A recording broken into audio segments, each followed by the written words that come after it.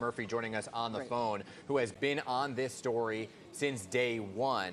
And Mary, you just heard from Kirsten Cole there in the neighborhood talking about this individual who is a father of two daughters, a family man there living in that middle of that community. What else do you know as we are approaching 9:10 this morning with these breaking details?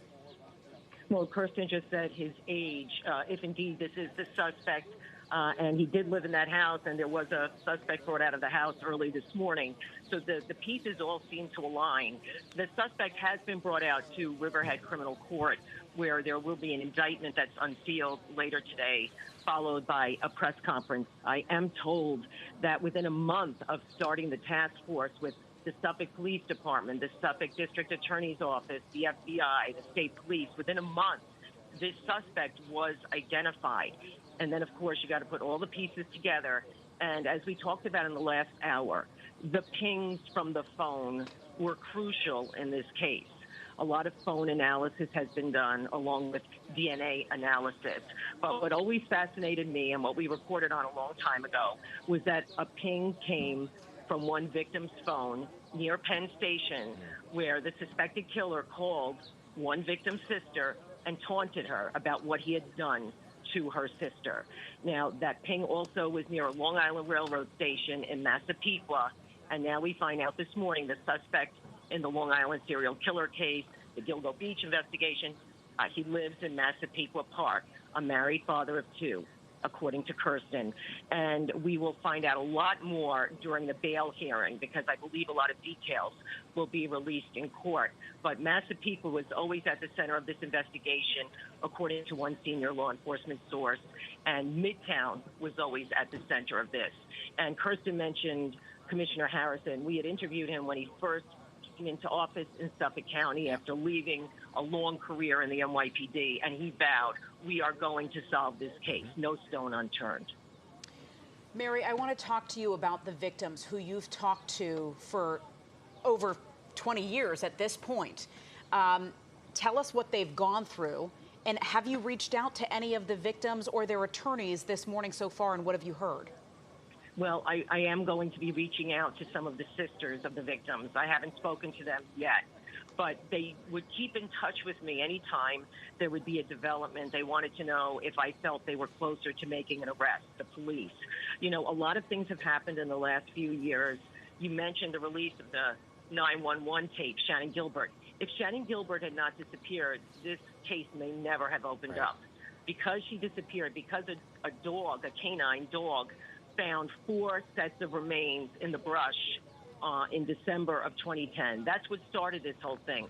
The first 4 remains, most of them were wrapped in burlap, and the victims were intact. Their names were Melissa Bartholomew, Megan Waterman, Maureen Brainerd Barnes, and Costello, Amber Costello. So those were the first 4, and they were intact, but other victims were dismembered. Some of them were just only identified in the last couple of years.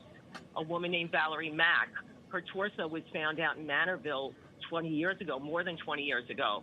And it wasn't until last year, a couple of years ago, that she was identified through genetic genealogy, familial genealogy, one of those ancestry sites linked the remains to a woman upstate who was a relative. There was a belt that Kirsten mentioned that the killer may have handled. So the victims are different ages, obviously. The youngest is a toddler. And she was found near a man who was dressed in women's clothing, another unidentified victim he was found close to the toddler. But the toddler's mother is also considered a victim. Her nickname was Peaches. She was found at the other end of Ocean Parkway, and parts of her body were found in Hempstead Lake State Park. So the victims have been found, parts of the victims all the way out to Manorville, 40 miles from Gilgo Beach, and some of them have been found near Jones Beach, some body parts found near Davis Park, Fire Island. Yeah. So it's a crime scene that extends a long way. It is a very large swath of Long Island that we're talking about here. But in particular, Mary, those 4 that you're mentioning and Shannon Gilbert, that tied back to Gilgo and Oak Beaches, right? And just for those who aren't familiar with the geography of Long Island, right? Massapequa Park, not at all far from Oak Beach and Gilgo Beach. It's really just across a bay, right? Yeah, it's very close, South Shore of Long Island, and you can travel from Ocean Parkway and get into Gilgo Beach, Oak Beach from Massapequa, very close to the Suffolk County border, Massapequa Park. So it was always said that the killer had to be familiar with the geography of Long Island, and it seems that this person was. It's going to be very interesting to hear what comes out in court, but, bears repeating that the phones were a big part of this, extensive phone analysis, although the killer, I'm told, used a burner phone. He was very careful in most cases not to be traceable. However, he allegedly used one victim's phone to taunt her family, and that could have played a big role in ultimately solving this case. Mary, I'd love to know, based on your expertise, what do you make of this? This man was living among the community, right under investigators' noses, and has been sought after for the past 3 decades. What do you think of the description of him being a family man, having 2 kids, married, living in Massapequa Park, a well-to-do area, and involved in the community? Well, I'm not surprised because these things have happened before. We had the serial killer in California who was a former police officer. He wasn't found until he was in his 70s, and that was with the help of genetic genealogy. That has become so important in solving a number of these serial killer cases, and I will be interested to hear if it played a role in this case. It's not surprising. I don't think the profile is really that unusual. I would think that the people that were looking into this case thought it might be a white male, possibly married. There was another person they looked at. I mentioned this in the last hour, John Bitroff. He was a carpenter in Manorville, and he was accused in 2 early 90s murders of sex workers, and they were posed in a certain position. Both of them were missing their left shoe. It seemed ritualistic almost.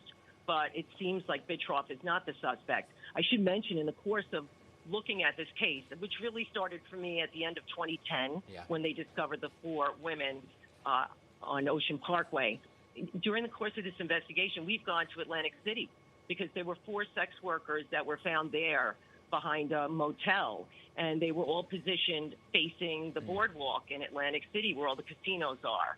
So there was talk that maybe the killer had been involved in their deaths. So there's a lot, obviously, to unpack, but I believe we will start getting a lot of answers in court, and then, of course, we'll continue investigating. Mary, on a personal level, I just want to know, what does this development feel like you? Because for most of our longtime viewers, they know that you've covered this story for over 2 decades, and you've been with the victims' families along the way. You've followed every development here of every possible suspect.